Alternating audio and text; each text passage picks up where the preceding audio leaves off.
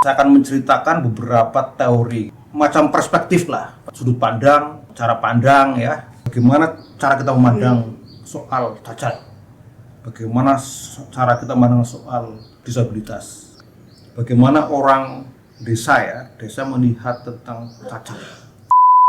Assalamualaikum warahmatullahi wabarakatuh. Jumpa lagi dengan saya di sini nih, di kelas inklusif, kelas tempat kita belajar mengenal dunia inklusif pakai F, nggak cuma inklusi tapi F juga, inklusif. Teman-teman semua yang berbahagia di mana aja berada, dalam video kali ini ya, dan juga beberapa video berikutnya nanti, saya akan menceritakan beberapa teori gitu. Teori. Ya, pokoknya macam perspektif lah, perspektif, kacamata, sudut pandang, cara pandang ya, atau point of view ya, sudut pandang ya, perspektif, sudut pandang, perspektif, sudut pandang, cara pandang, point of view, atau kalau dalam buku-buku disebut sebagai model. Ini model disabilitas, model kecacatan. Jadi bagaimana cara kita memandang soal cacat, bagaimana cara kita memandang soal disabilitas, itu cara pandang terhadap disabilitas itu bagaimana sih itu. Nah, nanti saya akan ceritakan tentang misalnya cara pandang medis, bagaimana medis, para ahli biologi atau ahli di bidang fisik ya, fisik tubuh ini, bagaimana memandang disabilitas. Terus bagaimana para ilmuwan sosial ya, misalnya para teoritik kritis memandang disabilitas. Itu beberapa diantaranya, belum nanti ada yang lain-lain ya. Tapi sebelum ke sana ya, saya akan coba bercerita dulu gitu. Ini bukan teori, bukan perspektif, tapi ini penting juga dilihat itu. Sebelum saya jelaskan tentang bagaimana cara pandang yang tadi, kayak medis, kayak sosial, ada cara pandang lain, dalam tanda petik ya, cara pandang lain. Meskipun orang yang yang punya cara pandang ini kadang-kadang nggak sadar gitu. Ini lebih banyak sifatnya kultural, kebudayaan gitu ya. Nah, kita kan di Jawa misalnya, di Jawa, di Kebumen ya, misalnya bagaimana orang desa melihat tentang cacat. Coba telusuri, tanya kepada terutama orang tua itu, cacat itu kenapa sih si atau cacat misalnya. Wah, dulu itu dulu itu waktu istrinya hamil itu suaminya itu potong hewan gitu. Ya kayak gitu sekarang cacat. Ini nggak masuk akal, tapi ada yang mempercayai itu, dan banyak. Istrinya lagi hamil, suaminya mancing di sawah itu, sehingga nanti dampak terhadap fisik si anak gitu, ya kan. Coba teman-teman cari aja, tanya kepada orang tua, pada ya tetangga ya, terutama orang yang sudah punya anak itu, pernah nggak mendengar? Udah banyak, dulu tuh banyak, sekarang mungkin berkurang, tapi saya kira juga masih banyak lah orang-orang yang punya pandangan gitu. Atau gini, orang hamil tuh jangan duduk di depan pintu itu, nanti itu nanti bisa begini. Kalau lagi orang lagi hamil itu, kalau di kampung ya pakai jarum atau itu, gunting di sini misalnya. Kalau enggak nanti bisa berakibat sesuatu gitu. Ini banyak. Ini memang nggak ilmiah, karena ilmiah itu kan harus empiris. Ini nggak empiris, nggak bisa dilihat, juga susah dibuktikan hubungannya apa antara suami yang potong ayam dengan istri yang lagi hamil, kemudian ketika lahir anaknya cacat itu. Nggak ada hubungannya tuh. Faktanya susah dibuktikan tuh, tapi ada. Atau lagi gini, ada ya di Kebumen ya, itu satu keluarga itu punya anak berapa, 6 atau 7 saya lupa itu 4 diantaranya itu mengalami cacat yang agak serius. lumpuh gitu ya. Nah, ketika saya tanya kepada orang-orang di sekitar itu, ada yang pernah cerita gini, dulu itu Pak, kata dia itu, kata orang-orang itu, dulu itu bapaknya si anak-anak yang cacat ini, dulu tuh udah mengangen. Loh kenapa? Tempat itu kan, tempat yang kini rumahnya itu, dulu kan kerajaan alam gaib itu.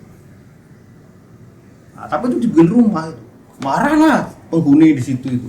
Kemudian dia tumbalnya apa? Anaknya menjadi cacat. Susah dibuktikan kan?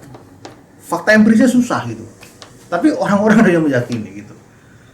Dan itu cerita gini bisa banyak ya. Ada juga film ya, saya lupa film apa itu. Film tiba-tiba anaknya jadi apa gitu ya.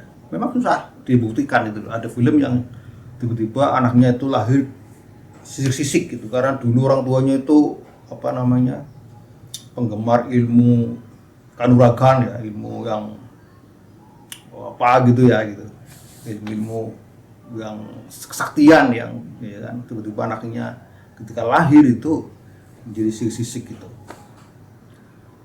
Itu bener apa enggak ya, susah dibuktikan itu. Tapi ada orang-orang yang meyakini itu, meyakini bahwa ada hubungan antara alam gaib dengan ini. Banyak lagi cerita kayak gini, banyak banget di Pulau Jawa ini. Mungkin juga di pulau-pulau lain, di budaya lain, atau mungkin juga di Eropa mungkin juga ada, di Arab mungkin juga ada. Ya kan? Cerita-cerita kayak gitu itu. Jadi ada bahwa orang cacat itu diakibatkan oleh sesuatu yang tadi apa, perilaku orang tua yang begitu, apa yang ketika istri hamil suaminya potong ayam, atau gini, ada lagi kisah yang ini. Jadi ada seseorang, saya kenal orangnya ya, dulu tuh waktu muda itu bajingan tengik suka mabok ya, suka berbuat onar lah, lain jambret dan sebagainya itu. Nah kemudian dia sadar, berhenti ya, berkeluarga, nikah. Nah calon ini apa namanya, calon mertuanya nggak sepakat anaknya itu nikah dengan mantan preman itu. Tapi kan udah tuh cinta, kan akhirnya tetap nikah. Begitu lahir anaknya dalam kondisi yang lumpuh. Gitu. Kemudian ini mertuanya, nah itu kan dulu saya bilang itu, nikah sama dia itu banyak ruginya gitu kan. Gara-gara dia dulu itu preman, kurang ajar, anaknya begitu. Apa hubungannya? Susah dihubung-hubungan tuh. Dulu bapaknya itu begitu, anaknya kemudian begini. Karena apa? Karena di tempat lain ada juga yang bapaknya kiai. Jadi bapaknya itu dulu mondok, ya, kasus lain ya, mondok selesai jadi kiai. Anaknya juga sama mengalami hal serupa.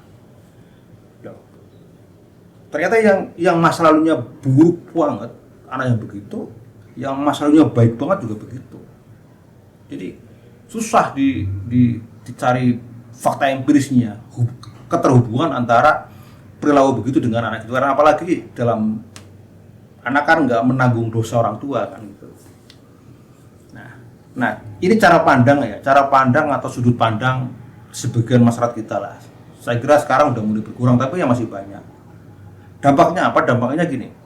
Saya tuh sejak tahun 2010-an saya kenal dengan banyak orang tua yang punya anak-anak disabilitas itu. Mungkin kalau dihitung semua 100 lebih mungkin. Dan dari 100 orang itu rata-rata pernah mengalami down apa ya?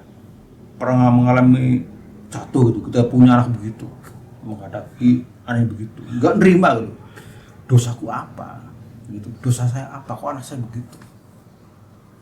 Ada yang mungkin beberapa bulan kemudian sadar, ada yang bertahun-tahun, bahkan sampai ada yang anaknya dewasa nggak bisa nerima. Apa dosa saya sehingga Tuhan menciptakan anak seperti itu? Saya nggak pernah melakukan sesuatu yang, saya nggak pernah berbuat ini dan sebagainya. Tapi anaknya sebegitu. Gitu. Aku udah saya. Dan orang-orang yang lama ini domnya itu, ya kan, saya pernah cerita, nggak ada hubungannya itu Pak, nggak diterima. Secara rasional dia bisa, iya ya emang nggak ada hubungannya, tapi jangan-jangan gitu, jadi ada hubungannya. Gitu. Nah ini yang disebut dengan, kalau boleh ya, cara pandang mistis itu, magis gitu. Jadi cara pandang mistis memandang suatu cacat itu diakibatkan oleh hal-hal di luar dirinya ya, di luar kayak tadi awal misalnya istri lagi hamil, suaminya potong ayam, atau karena hantu, atau karena apalagi tadi bapaknya dulu begitu jeleknya sehingga berdampak danangnya. Ini bukan teori ya, bukan model yang akan saya ceritakan, bukan, tapi ini fakta di lapangan begitu. Dan model-model yang yang akan saya ceritakan nanti itu pada akhirnya ini menjadi kritik terhadap model ini. Ini sudut pandang magis gitu. Apakah benar atau salah, atau harus yakin apa gak yakin, ini bukan soal itu yang saya ceritakan, bahwa ada fakta begitu. Jadi saya belum akan bicara tentang ini baik atau buruk, mesti yakin apa enggak, bukan itu nantilah. Nah, setelah kita nanti melihat model-model atau teori-teori yang lain seperti teori medis atau lain, kita akan melihat di mana letak kelemahan dari cara pandang ini. Apakah cara pandang ini akan kita yakini? Ya, karena ada yang yakin orang itu. Ada orang yang itu nggak masuk akal, tapi dia nggak bisa lepas dari itu gitu. Orang tak berhati-hati karena sudah kayak ngikat itu orang-orang di desa itu. Itu ya. Jadi nanti di video berikutnya saya akan cerita tentang model medis, model sosial dan lain-lain itu. Ini sebagai pengantar, ya kan. Semoga teman-teman sehat ya. Ketemu lagi di video berikutnya. Jumpa lagi di video berikutnya. Assalamualaikum warahmatullahi wabarakatuh.